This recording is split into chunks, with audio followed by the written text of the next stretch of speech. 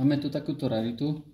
Na prvý pohľad to vypadá ako trojpolový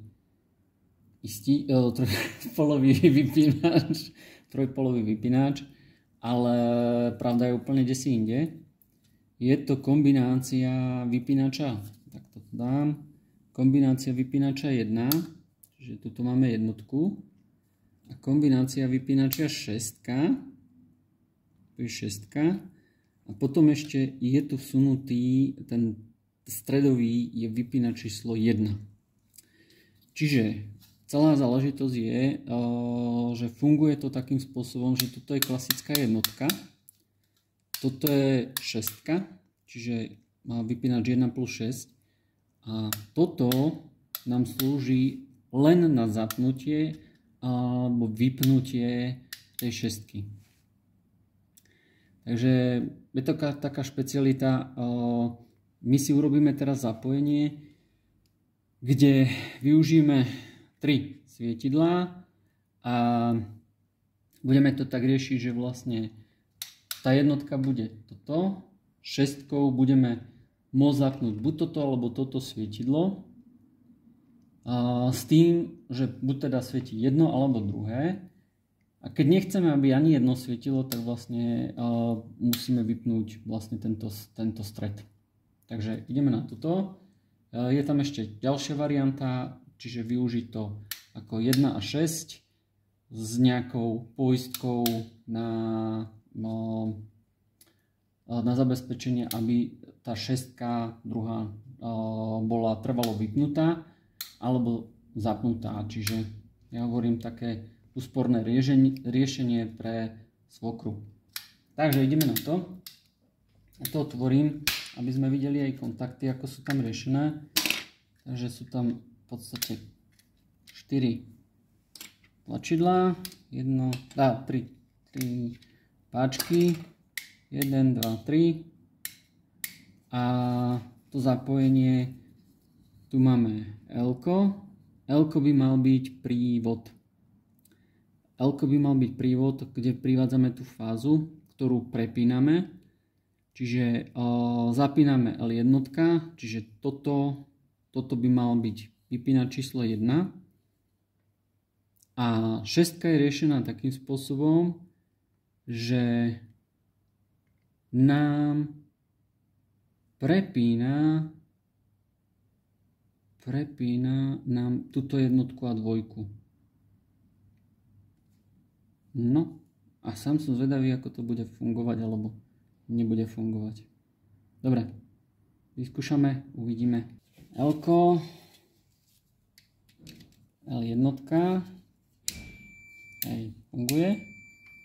Čiže toto je tá jednotka. Teraz toto je ten kraj. Takže asi viem, kde je chyba. Skúsim to takto. Dobre. 2. To by nemalo byť spojené, ale ešte ma napadla jedna vec. Už viem prečo, lebo som tu mal LT. Hej, to je to ono. Takže toto je vlastne, toto zapínam a vypínam zo zadu. Dobre, otočím to. Čiže to je toto, prepnem jednu alebo druhú časť. Ja to urobím takto, z tejto strany to bude lepšie vidno. Takže toto by mala byť tá jednotka. Hej. To je tá jednotka. Toto by mala byť tá 6. Buď tento kontakt, alebo tento kontakt zapnem. Ale keď toto vypnem, tak toto môžem prepínať koľko chcem a mi to nesvieti. Hej, čiže ten stredový je na toto. Máme tu kombinovaný prúdový istič s chráničom.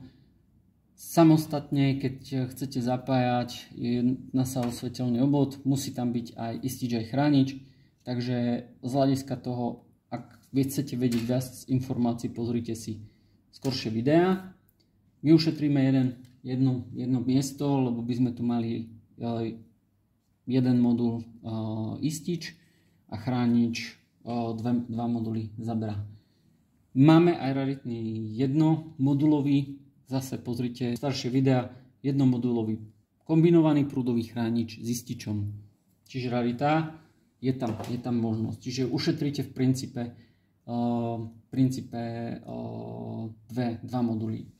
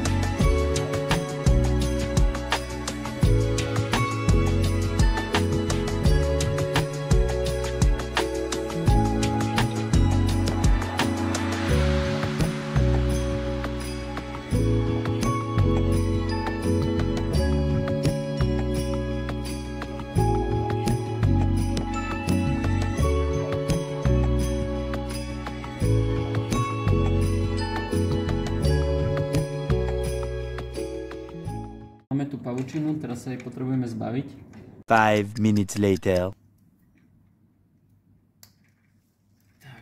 Tak. Fajn. Takže toto je prívod. Toto je svietidlo 1. Ja si ho označím 3.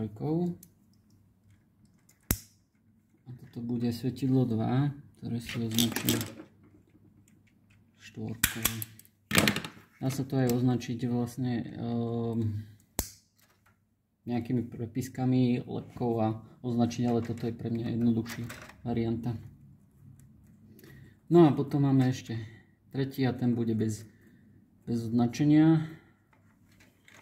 Takže šup a tam máme všetko v krabici. Takže prvú vec, čo by som urobil tu nejaký poriadok, v tom zmysle, že ochranné vodiče na jednu stranu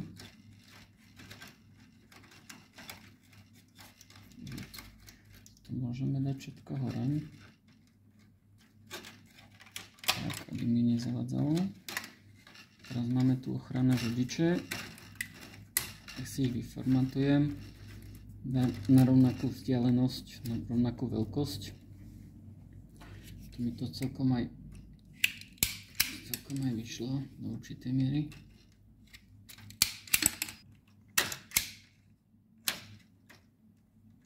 Izolovať. No to tam neobcháme potom.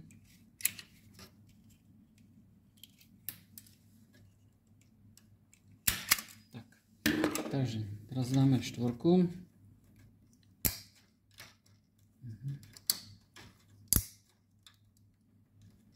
Treba skontrolovať, či drží. Nespoliehať sa na to, že to bude držať. Úplne zasunúť. Drží. Takže 1, 2, 3, 4. Pekne za radom. Teraz to ešte tam usporiadať tak, aby mi to nezavadzalo. A teraz ideme na neutrálne. Čiže asi na rovnakú úroveň.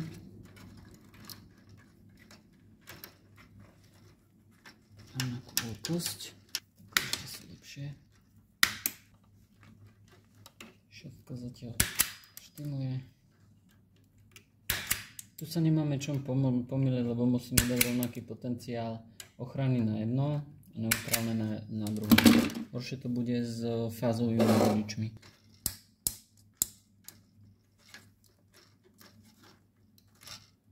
Skontrolovať, či držia. Tak, a teraz som to otočil do opačnej strany kvôli priestoru. Fajn. No a teraz tá horšia záležitosť, ako zapojiť tieto vodiče. Takže sme povedali, že toto je prívod so dvojkou. Podľa schémy prívod pôjde na L-ko. Takže L-ko máme sem. Odpojím. To sem. A zaskrutkovať.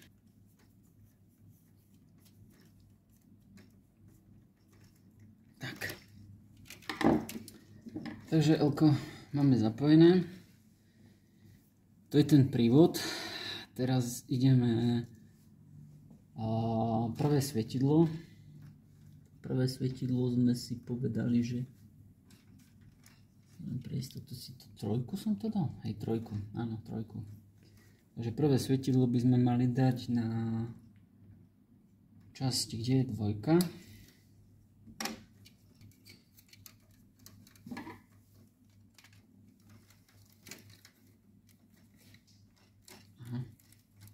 A minimálne nezabudnúť odskrutkovať, lebo som to mal zaskrutkované, takže odskrutkovať.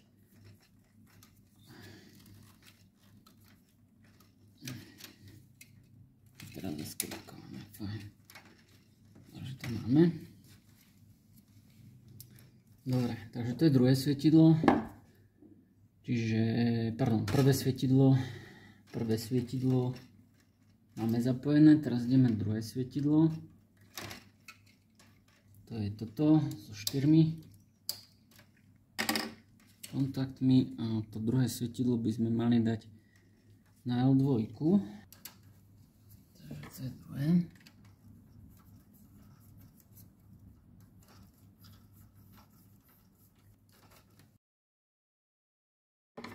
No a posledné na L1.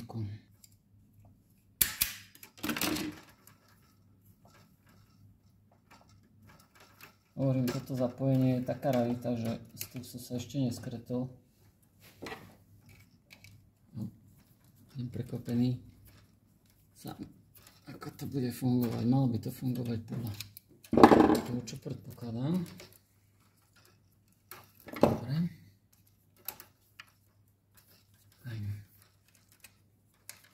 Takže to je tretí. No a teraz ďalšia záležitosť je, aby sme to tam obchali všetko.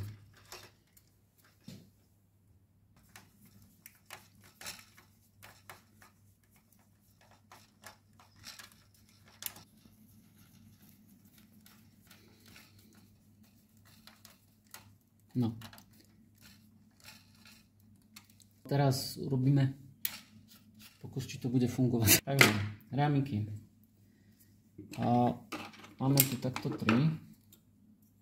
Čo je dôležité, je, že vlastne toto je stredový a toto sú krajné. Vieme to podľa týchto výstupkov, ktoré sú, hej. Takto by to malo byť. Zapadajú do seba. Čiže toto je prvý. Toto ide do stredu. A ten stredový by som dal ako posledný, pardon. Ako tento. Teraz ten stredový. A ešte rámik.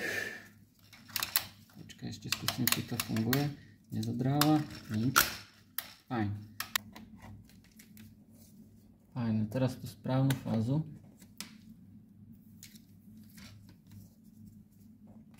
Správna fáza, to nie. Ešte jedna taká rada, keď si všimnete, tak v podstate istič. Keď vypne istič, tak prúdový chránič ako keby bol funkčný, lebo toto je pačka pre prúdový chránič.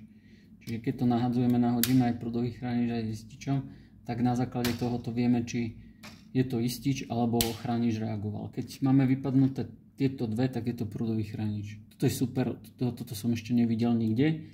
Nikto to takto nemá a riešené, aby sme rozlišili istič a chránič z hľadiska vypnutia. Dobre. Dobre. Funguje tak, ako sme predpokladali. Takže pointa je, toto je jednotka, toto je tiež jednotka, ale tá jednotka je prepojená s týmto, čiže toto bude svietiť iba vtedy, keď je toto svietidlo svieti. Čiže toto nedokážem zapnúť.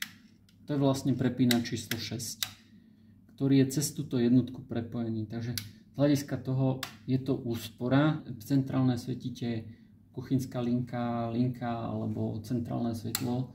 Čiže ak potrebujem to nejakým spôsobom skombinovať, že potrebujem niečo zapnúť buď samostatne a treba svetlo a mám tam zapnúť digestor, tak viem ho zapnúť ten digestor. Čiže toto môže byť digestor a keď vypnem to svetlo, tak sa mi vypne zároveň aj digestor. Čiže nie je to klasická trojka vypínač, je to skombinované jednotka cez šestku, ktorú dokážem prepnúť. Toto ešte dokážem urobiť tak opačným režimom, že bude sa to ako keby vypínať. Čiže tie dva kontakty, ktoré sú tam, teraz momentálne som to zapojil tak, aby natlačením hore sa nám to zasvietilo. Čiže takto to je napojené a tá schéma zapojenia je tuto. Čiže prvé svietidlo, ktoré sme zapájali, to je vlastne toto, tá L1 a L. Čiže tu bol prívod a L1, klasická jednotka. Tento stredový je vlastne L a L2, čiže prívod L je fáza, ktorá mi zapína L2, čiže teraz zapínam L2 a pokiaľ L2 nie je zapnutá, tak ja nedokážem tento zapínač vypnúť, hej, lebo to je prepínač číslo 6.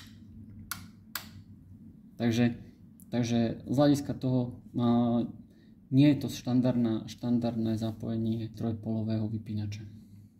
Taká rarita.